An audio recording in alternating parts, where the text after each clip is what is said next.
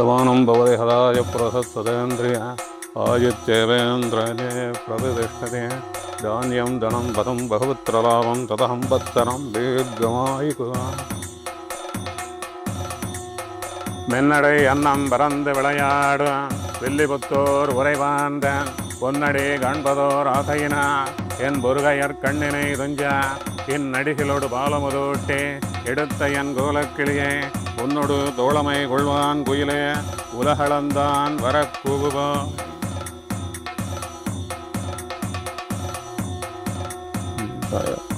ஓங்கி உலகளந்த உத்தமன் பேர்பாடே நாங்கணம் பாவைக்கு சாத்து நீராடினார் தீங்கின்றி நாடெல்லாம் திங்களும் மாறி பெய்து ஓங்கு விரஞ்சொன்னால் ஓடு கைலுகள பூங்கு விளைப்போதில் பொறிவண்ட கண்படுப்ப தேங்காதே புக்கிருந்து கீர்த்த மலை பற்றி வாங்க குடம் நிறைக்கும் வள்ளல் பெரும் பசுக்கள் நீங்காத செல்வம் நிறைந்து கதமானம் பவதி கதாய பிரசத்ததேந்திரிய ஆயுத்தேவேந்திரஜ பிரதிஷ்டதே.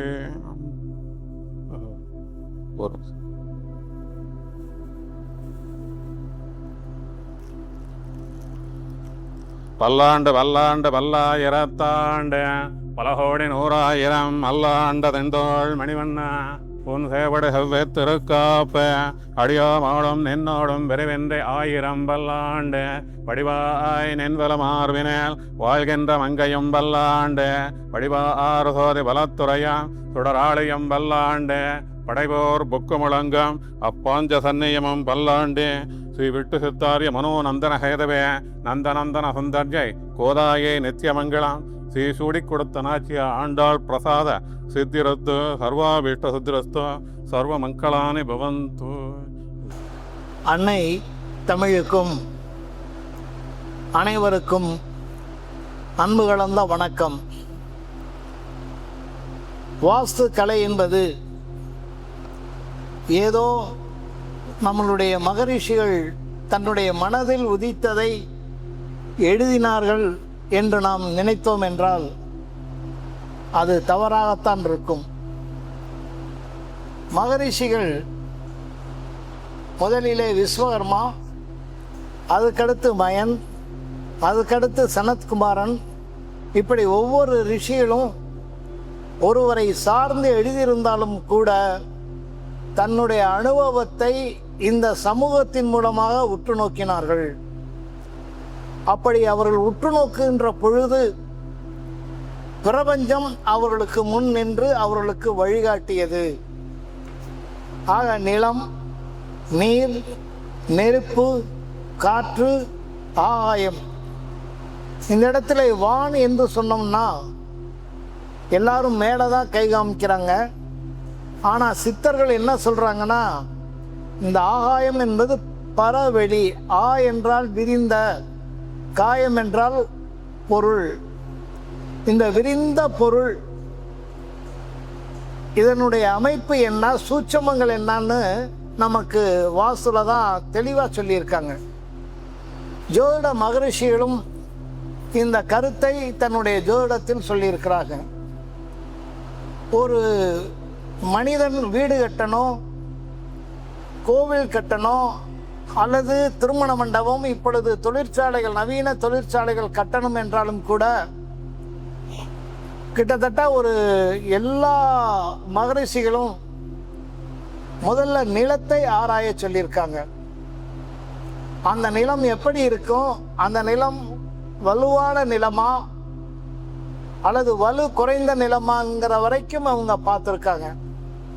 அதைத்தான் இன்றைய பொறியாளர்கள் சாயில் டெஸ்ட் என்று சொல்கிறாங்க. மண்ணை எடுத்து அதை சாயில் டெஸ்ட் பண்ணும் பொழுது 20 மாடி 10 மாடி 5 மாடி கட்டுகின்ற பொழுது அந்த வெயிட்டை அந்த மண் தாங்குமா, அந்த பூமி தாங்குமான்னு பார்க்குறதுக்கெல்லாம் அவங்க நவீனமாக செய்கிறாங்க. ஆனால் நம்மளுடைய மகரிஷிகள் அந்த மண் வலிமையாக இருக்கா, அந்த நிலம் வலிமையாக இருக்காங்கிறதுக்கெல்லாம் சில விதிகள் சொல்லியிருக்காங்க. அதை நான் பல இடத்துல சொல்லியிருக்கேன். அதனால் நிலத்தை பார்க்க சொல்கிறாங்க. அது மட்டும் இல்லாமல் மலையில் வசிக்கின்ற மனிதர்களுக்கு கூட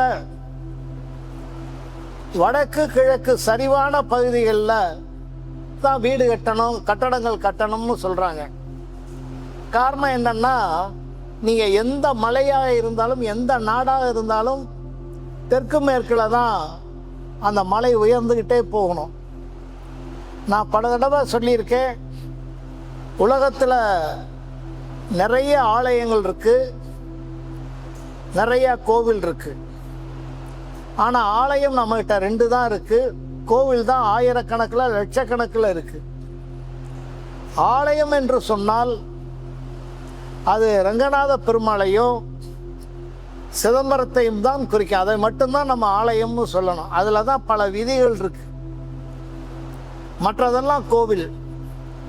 ரங்கநாதர் படுத்திருக்காருன்னு சொல்லக்கூடாது, தவறு. ஏன்னா பெரிய புரோகிதர் ஐயா இருக்காங்க, சயனம் கொண்டிருக்காருன்னு சொல்லுவாங்க. சயனம் வேற, படுத்தல் வேற. படுக்கின்ற பொழுது மனிதனுக்கு ஆழ்ந்த உறக்கம் வந்துடும், சுற்றி இருக்கிறதெல்லாம் தெரியாது. சயனம் என்பது தூங்குவது போல் ஓய்வு, ஆனால் தூக்கமும் இருக்கும், சுற்றி நடக்கிறது தெரியும். ஐயா சூலூர் ஐயா வர்றாங்க, காளிமுத்து ஐயா வர்றாங்க, புரோகிதர் ஐயா வர்றாங்கங்கிற அந்த உணர்வெல்லாம் தெரியறது தான் சயனம். அதனால தான் வாஸ்து பூசம் துயில் எழுதுன்னு போடுறாங்க, தவறு. நீங்கள் பழைய நூல்களில் பார்த்தீங்கன்னா சயனம் கொண்டிருக்கிறாருன்னு தான் வரும். ஆக புராணத்தில் ஒருத்தனை மட்டும்தான் உறக்கம் படுத்திருக்கான்னு போடுவாங்க, அதான் கும்பகர்ணன். ஏன்னா அவன் தான் கும்பகர்ணன். படுக்கும்போது நான் ஏற்கனவே குறிப்பிட்டது மாதிரி ஆழ்ந்த உறக்கம், அவனை எழுப்பவே முடியாது. உலக்கையை வச்சு குத்திருக்காங்க, ஈட்டியை வச்சு குத்திருக்காங்க, அப்புறம் கடைசியில் யானையை வச்சு மிதிச்சிருக்காங்க. அவனுடைய சகோதரெல்லாம் போய் வெறுத்து போய் உறங்குகின்ற கும்பகர்ணா உந்தன்மாய வாழ்வையெல்லாம் கரங்கு போல விற்பிடித்து காலதூத ரம்மையே உறங்குவாய் உறங்குவாய் இனி கிடந்து உறங்குவாய். அந்த ட்ரம்பை அடிக்கிறாங்க, அதுக்கு தகுந்த மாதிரி பாடுறாங்க. கம்பன் ரொம்ப அழகாக அந்த ட்ரம்பை அடித்து பாருங்க, இந்த பாடலுக்கு தாளம் சரியாக வரும். ஏன்னா கம்பன் ஒவ்வொரு நிகழ்ச்சியையும் கரெக்டாக பாடுவான். அப்போ அவன் உறக்கம், ஆனால் எம்பெருமான் உறக்கங்களை சயனம். அதே போல் வாஸ்து அவரும் சயனம்தான். அப்படி பார்க்கும்போது மண் மிக முக்கியம். அதனால் லட்சுமண பெருமாள் கேட்குறார், இந்த இடத்துல பர்ணசாலை போடுறேன் அப்படின்னு. அவர் சொல்கிறார், இது கிழக்கு பக்கம் மலை இருக்குது, நீ இந்த பக்கம் மேட்டில் போடு, பின்பக்கம் மலை இருக்கும் அப்படிங்கிறாரு. அங்கே வாஸ்துவை வால்மீகி முனிவர் குறிப்பிடுறார். அது மட்டும் இல்லாமல் அந்த ஓடை போகுது. அப்போ ஒரு ஓடை ஓடைனா நீர் ஓட்டம், அது மேற்கையும் தெற்கையும் நம்ம குடிசை போட்டுறக்கூடாது, பர்ணசாலை அமைச்சிடக்கூடாது, வடக்கும் கிழக்கும் இருக்கணும்னு ராமபிரான் சொல்கிறார். அந்த வாஸ்துசாஸ்திரத்தை அதை வால்மீகி அவர் வாயிலாக சொல்ல வைக்கிறார். அதனால தான் நீங்கள் திருப்பதிக்கு போனீங்கன்னா கிழக்கு வரைக்கும் நீங்கள் காரை கொண்டுட்டு போகலாம். கொடிமரம் கிழக்கு வரைக்கும் போகலாம், வடக்கும் கிழக்கும். என்னங்கய்யா, தெற்கு மேற்கும் பூரா மலைகளாக இருக்கும். அதனால் நம்மளுடைய ரிஷிகள் முதல்ல மண்ணை ஆராய்ஞ்சாங்க, அந்த மண் நிறத்தை ஆராய்ஞ்சாங்க, குணத்தை ஆராய்ஞ்சாங்க. அந்த காலத்து வாஸ்து நிபுணர்கள், இன்றைக்கும் நான் சில நேரம் அதை செய்கிறேன், மண்ணை ஒரு துளி ஒரு மூக்குப்படி அளவு எடுத்து உள்நாக்கில் வச்சு பார்க்குறேன். நான் சில பெரிய கட்டடங்கள் போடணும், சவாலான கட்டடங்கள் இருந்தால் மண்ணினுடைய சுவையை பார்த்தாங்க. மண்ணினுடைய சுவையை வைத்து இத்தனை அடி ஆழம்னு நம்மளால் சொல்ல முடியும். அப்போ அதை சொல்லியிருக்காங்க. இது என்னுடைய கருத்து இல்லை, அவங்கள்ட்ட வாங்கி அதை பயிற்சி பெற்ற அமைப்பு. அப்போ நிலம் நீர், அப்போ எங்கெல்லாம் ஆறு இருக்கோ, எங்கெல்லாம் நதி இருக்கோ அங்கே தான் மனிதன் வந்தான். அதனால தான் நீங்கள் 3ஆம் வகுப்புலேருந்து பார்த்தீங்கன்னா ஆற்றங்கரை நாகரிகம்னே சொல்லுவான். நைல் நதி ஆகட்டும், சிந்து நதி ஆகட்டும், ஹரப்பா இருக்கட்டும், வைகை நதியாக இருக்கட்டும், தஞ்சை நாகரிகமாக இருக்கட்டும், நாகரிகத்தை மட்டும் 120 நாகரிகம் சொல்கிறான் நம்ம வரலாற்று ஆசிரியர்கள். வெள்ளைக்காரன்லேருந்து நம்ம இந்தியன் வரைக்கும் அந்த நாகரிகங்கள்லாம் பார்த்தீங்கன்னா ஆற்றுக்கு பக்கத்தில் தான் இருந்துச்சு. இந்த மாதம் ஒரு திரைப்படத்திற்கு போனேன். பெரும்பதி திரைப்படம் போக நேரம் இருக்காது, வீட்டுக்காரம்மாவோட போவேன். போயிட்டு வரும்போது திட்டு வாங்கிட்டே வருவேன். ஏன்னா போனவுடனே வீட்டுக்காரம்மோட இப்படியே உட்காந்துருப்பேன், இப்படியே இருப்பேன். ஏங்க ஒரு சிரிப்பு வருது, சிரிக்க மாட்டேங்கிறீங்க, பேச எனக்கு அதில் நாட்டம் இல்லை. இருந்தாலும் அவங்களுக்காக நம்ம போகும்பொழுது எனக்கு ஒரு கருத்து ஒன்று புரிஞ்சிச்சு சார். ஆறு இருக்கும் பக்கத்திலே ஊர் இருந்துச்சு, இப்போ ஆறை காணோம், ஊர் மட்டும் இருக்கு, ஆறு போன இடம் தெரியலேன்னு ஒரு பாட்டு இப்போ ரொம்ப ஃபேமஸாக ஓடுது. அப்போ ஆறு இருக்கிற இடத்துல தான் ஊர் இருந்துச்சான். இப்போ ஊர் இருக்குது ஆனால் ஆறை காணோம். அதனால் அது ஆற்றங்கரை நாகரிகம்னு நம்ம வாசத்தில் சொன்னோம். அப்போ நீர் உள்ள இடங்கள்ல தான் நம்ம மனிதர்கள் வாழ்ந்தாங்கன்னு சொல்லுவோம். அதுக்கடுத்து நெருப்பு. அப்போ நெருப்பு எப்படி இருக்கணும்? வெப்பம் இருக்கணும், குளிர்ச்சி இருக்கணும், அதுக்கு தகுந்த மாதிரி வீட்டை அமைக்கணும். அதுக்கு தகுந்த மாதிரி தான் சிமெண்ட் கலவை, அதுக்கு தகுந்த மாதிரி தான் மண் கலவை, அதுக்கு தகுந்த மாதிரி தான் மூலிகை கலவை. அது மட்டும் இல்லை, உங்களுக்கு கடுக்காயை சேர்த்துருக்காங்க, அது குளிர்ச்சி. அதை விட சீந்தல் கொடி சேர்த்துருக்காங்க, அது வெப்பம். அதையெல்லாம் இடித்து சிலைகளும் செஞ்சுருக்காங்க, சுவர்லையும் பூசியிருக்காங்க. மொத்தம் 16 விதமான மூலிகைகள் இருக்குது. இப்போ கூட பார்த்தீங்கன்னா திருவனந்தபுரத்தில் அந்த எம்பெருமான் படுத்திருக்காரு, அது அவருக்கு கொஞ்சம் பழுதாயிடுச்சு அங்கங்கே. ஏன்னா தைலக்காப்பு சரியாக செலுத்தாததால். அப்போ இங்கே இருக்கிற ஒரு மிகப்பெரிய சான்றோர், அவர் தான் நம்ம வாஸ்துக்கெல்லாம் எழுதியிருக்கார். அது சிலை இல்லை, கடலில் இருக்கக்கூடிய கிளிஞ்சல் சங்குகளை எடுத்து 18 மூலிகைகள் சேர்த்து 18 விதமான மண்களை சேர்ந்து செஞ்சது. இப்போ அதை சேர்ந்து செஞ்சுக்கிட்டு இருக்காங்க. ஒரு 2.5 கோடி ரூபாயில் செய்கிறாங்க. அதை செய்கிறவே ஒரு தமிழன். ஐயா, உங்களுக்கு நினைவுக்காக சொல்கிறேன். இப்போ திருவனந்தபுரத்தில் அந்த சிலையில் அங்கங்கே பழுதுபட்டிருக்கு இல்லையா, அதை செய்கிறவே ஒரு தமிழன். அறிமுகப்படுத்துகிறேன். ஆக இதையெல்லாம் அந்த மண் நீரை கூட சிலையாக இருக்கட்டும், கட்டடங்களாக இருக்கட்டும், அவங்க செய்தாங்க. அதுக்கடுத்து பார்த்தீங்கன்னா உங்களுக்கு நிலம் நீர் நெருப்பு பார்த்ததுக்கு அடுத்து முக்கியமானது என்னன்னா ஃபேஸ்ன்னு சொன்னேன், திறந்த வெளி. அப்போ நீங்கள் எந்த கட்டடம் கட்டினாலும் 30 விழுக்காடு திறந்த வெளி இருக்கணும். ஆங்கிலத்தில் அதை செட்பேக்குன்னு சொல்கிறாங்க. எனக்கு ஒரு ஆச்சரியம் என்னன்னா, என்னங்க 30% விழுக்காடு.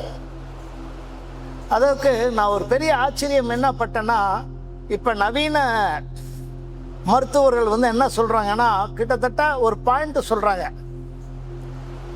29 சொச்சம் உடம்புல வெற்றிடம், நீர், அதாவது ரத்த ஓட்டம், இதை சொல்லும்போது அதை பிரிக்கிறாங்க, 30, 70ன்னு பிரிக்கிறாங்க. அதே மாதிரி நீங்கள் ஞான நிலைக்கு வரணும்னா, 50 வயதுக்கு மேலே ஞான நிலை வரணும்னா சாப்பாடை 30 விழுக்காடு தான் சாப்பிடணும்.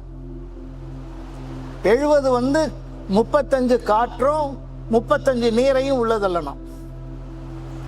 அப்போ உங்களுக்கு ஆயுள் கூடும், சிந்தனை தெளிவாக வரும். இப்போ நீங்கள் 4 இட்லி சாப்பிட்றீங்கன்னா 2, அதுக்காக உங்களை பட்டினி போட சொல்லலாம்.